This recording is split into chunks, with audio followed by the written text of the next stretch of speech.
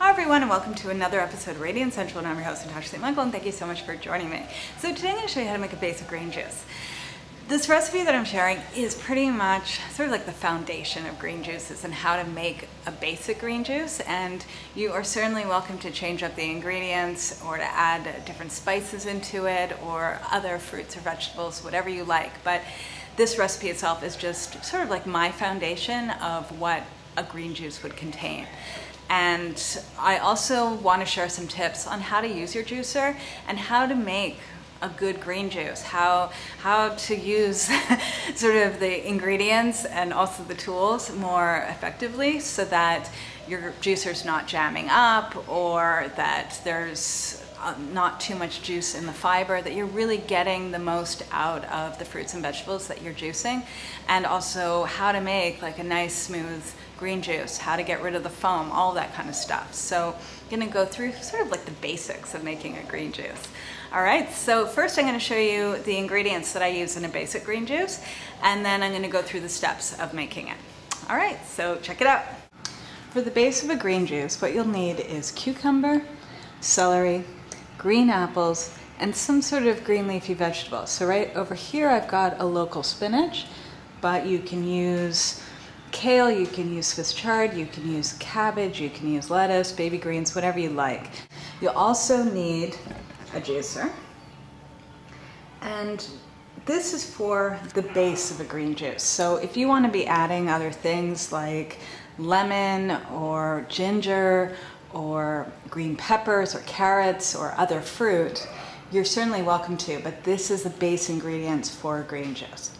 So here are all the ingredients already cut up. I highly recommend cutting up the ingredients before juicing them, because a lot of times people are trying to shove whole pieces of fruit and vegetable into a juicer, and it tends to clog up the juicer, and at the same time many of the juicers won't be able to get all the juice out of the fruits and vegetables. So if they're cut up in smaller pieces, they're easier for the juicer to break down. So everything gets sliced up, chopped up, everything.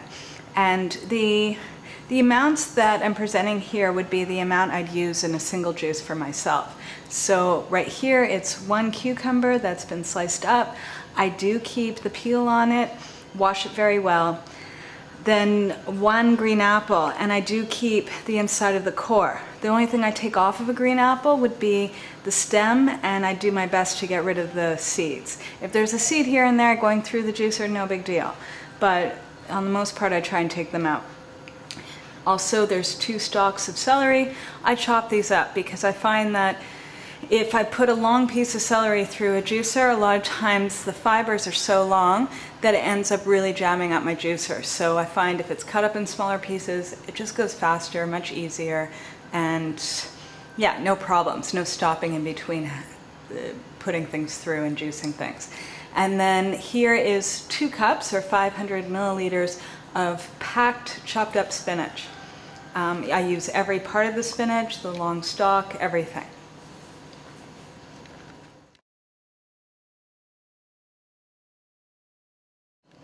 Now we're going to put the ingredients through the juicer, and the one thing that I suggest is put the ingredients through the juicer in handfuls and alternate the ingredients, as opposed to putting all the spinach in at once and then all the celery.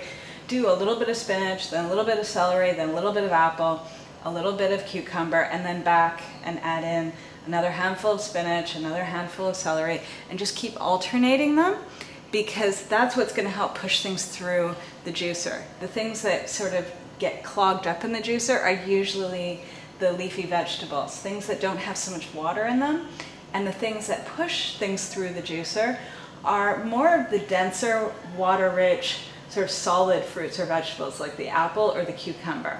That's what's going to get the celery and the greens through the juicer. So I'm going to show you how it's done and how to effectively use your juicer.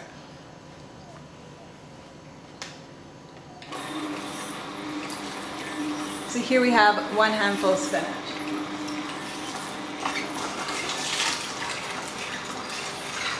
Okay, then another handful of celery.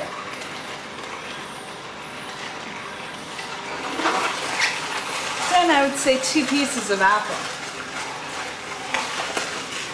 and then maybe 2 pieces of cucumber.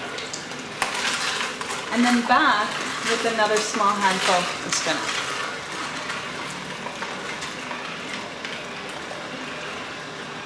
And then a small handful of celery.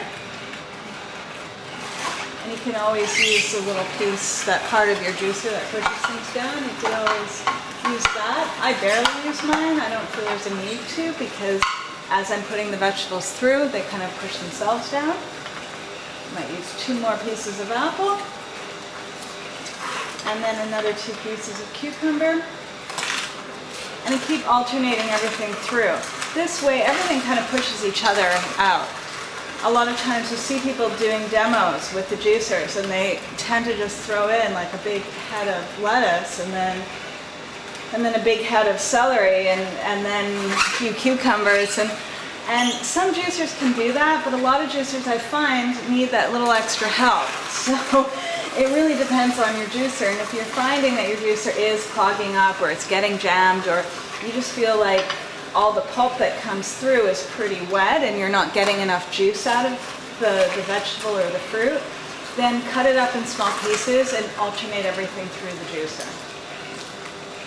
I find it's better to put a little extra time into the whole juicing process so that at least I get the most out of the fruits and vegetables, really get the juice out of it, and yeah, get a good quality juice at the end. So, and just less of a headache as well. Okay, so now that everything's been juiced, a lot of times people complain that the pulp, the fiber part of the juice, it's still wet, okay? And if that's the case, then what I would suggest is using a nut milk bag, which is pretty much a nylon bag that's a fine mesh, and straining it. For me here, this stuff is actually pretty dry. Most of the liquid in the juice is taken out, but I'll just show you what you can do. So you just toss it in your nut milk bag, and then you would squeeze it. So actually we're getting a little juice out of it. So not to waste anything, we will get that extra juice out.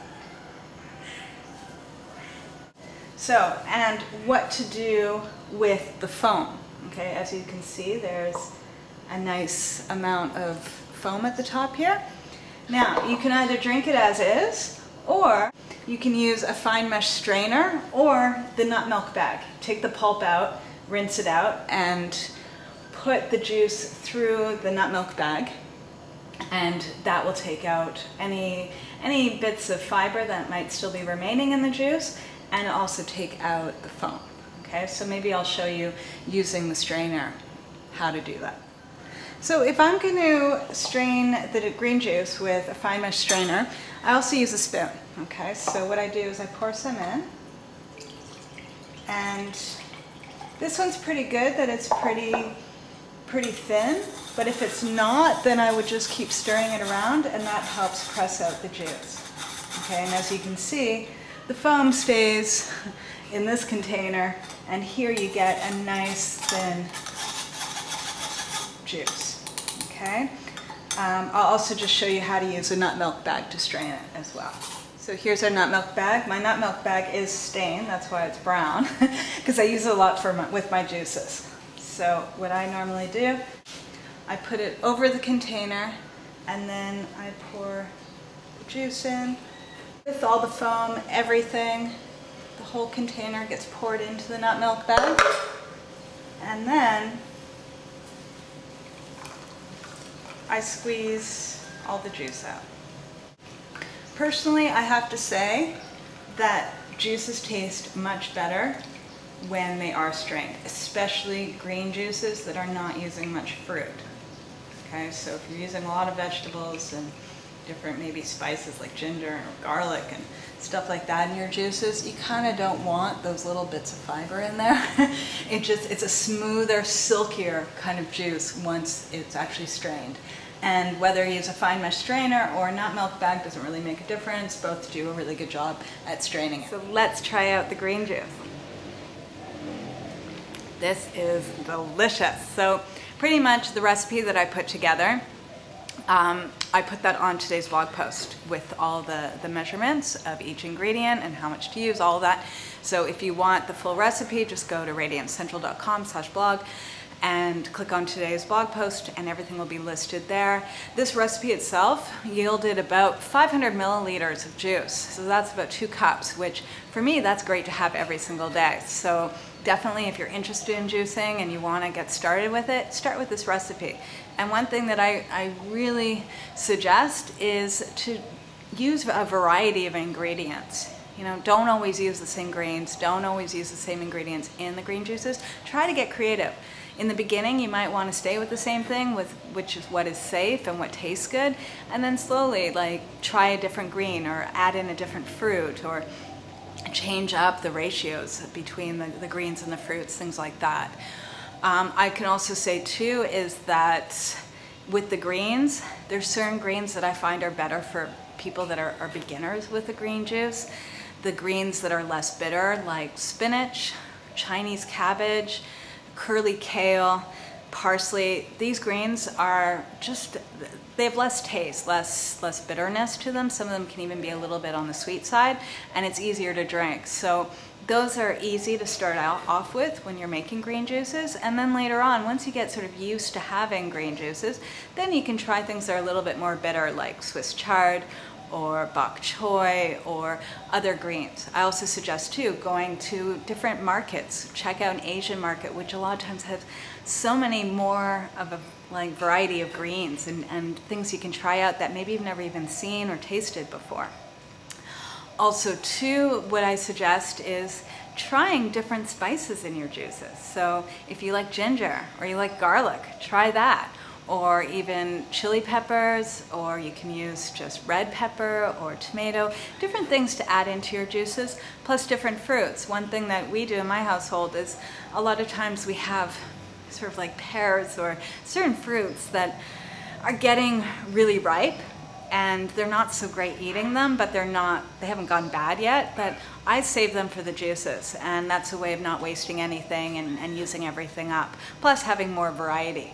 So I do say get on to trying out the juices, and if you are a beginner with the green juices, you never really had one before, one thing that I do recommend is start slowly with the greens. You don't need to be adding in like a huge bunch of like a huge head of lettuce or a huge bunch of greens into one juice. I find that a lot of times people get sort of overzealous with the greens and they put a lot in, and a lot of times the strongest tasting ingredient in a green juice is the greens. So what you might want to do is start just with a few leaves of lettuce or a handful of spinach or a handful of other greens, and start small with your green juices, and slowly as you get used to drinking them, add more and more. One thing that I strongly recommend is always tasting your green juices before you put the juicer and the ingredients away. A lot of times people clean everything up and they sit down to have their juice and then they drink it and they're like, it tastes terrible. It's either too bitter or it's too sweet. So if you taste it before you put everything away, if it's too sweet, one thing I suggest is adding in juicing more cucumber, juicing more celery, juicing more greens. If it is too bitter, you can juice more apple or put some carrot in there, or even lemon. Lemon is a great way of disguising the bitterness of any juice. So this is a way of always making sure that every juice tastes good and you're never left disappointed. All right, so I'm wishing you guys a fabulous day. And I do want to remind everyone too that the next 10-day juice fast, if you're interested in trying a juice fast, now that you know how to make a basic green juice, if you're interested in trying a juice fast, I host one every single month. It's a 10-day program, and the next one starts January 7th. And pretty much what it is that it's a 10-day juice fast. It's people that join from all over the world. It's online, beginners, people that have never done any kind of fasting before, or people that are super experienced with it. All levels join. It's a great program. There's daily videos specifically made for the juice fast. Each video is about 20 to 40 minutes long, and it goes through everything you need to know about juice fasting. There's a private online forum so everyone can connect, which is great for support, asking questions. I go on the forum every single day answering questions and offering additional motivation and everything. So it's just a great thing to do with a group. I find that people are way more successful when they do these kind of challenges as a group as opposed to doing it all alone. discount. Plus, it's the New Year's, so I know a lot of people want to do like a cleanse or kick it off doing something super healthy and something that's fun too. All right, so if you're interested in trying it out, just go to my website at radiantcentral.com, click on products, and you'll see 10-day juice fasting program, and all the information is there. So I am wishing you guys a fabulous day, and I'm happy to be back, and I'll see you again soon. Bye.